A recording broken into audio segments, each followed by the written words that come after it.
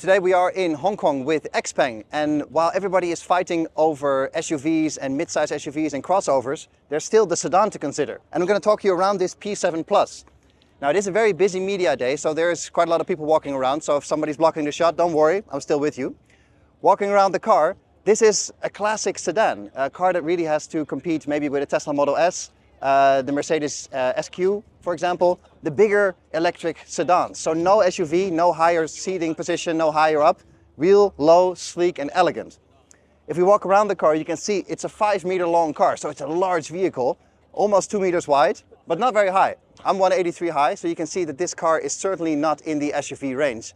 And that's excellent, because that classic sedan is still alive. It's not for everybody, granted, and everybody is flocking to the crossovers and SUVs, but this shape of car, this model type, is still very much alive and still very interesting for a lot of people.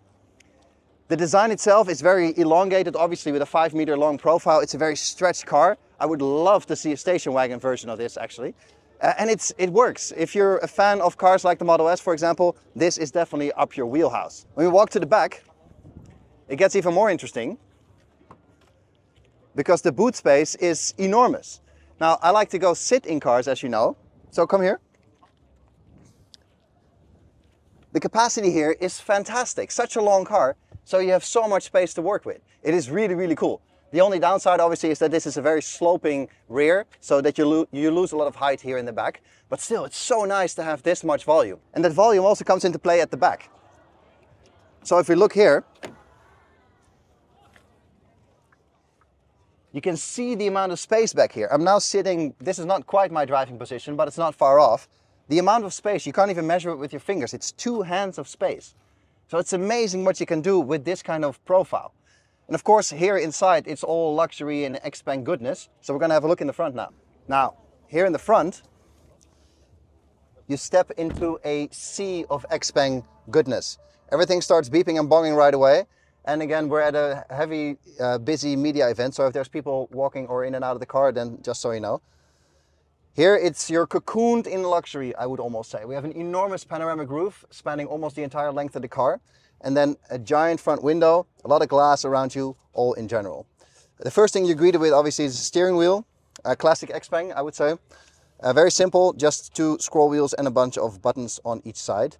Real stalks, that's really nice. No touchy swipey stuff going on there.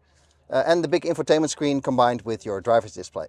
I really feel at home as soon as I get into this car, and that's a hard thing to do for a car maker. But it feels almost instantly familiar. So I think the ergonomics have been designed really well. I haven't lived with this car, in all honesty. I'm just sitting in it for the first time now.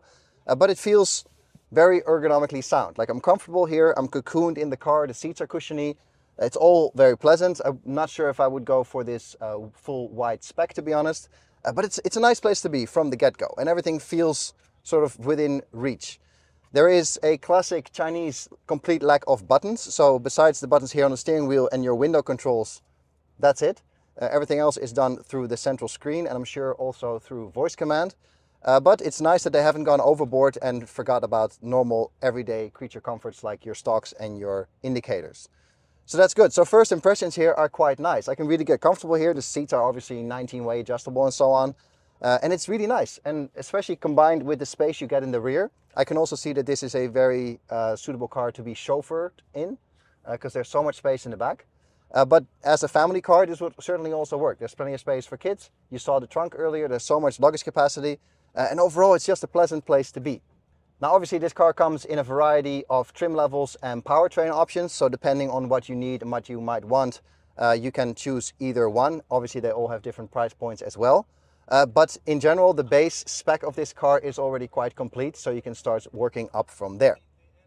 All around, I'd say it's a very nice showing. For the limited time that we get with this car here at the media event, it's nice to get familiar with the car so quickly. And I think that's a hard thing to do. So props to Xpeng for doing that. I like that it's still a very traditional sedan shape.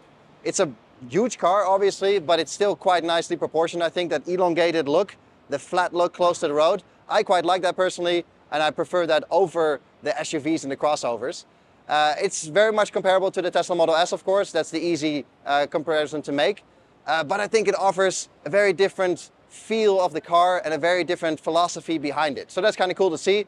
And the technology that Xpeng manages to cram into that car obviously is pretty cool as well. And that is all I got for you in this video. I hope to drive the P7 sometime soon, so stay tuned for that. Give it a sub to the channel if you don't want to miss any updates. And a thumbs up for this video is always appreciated as well, of course.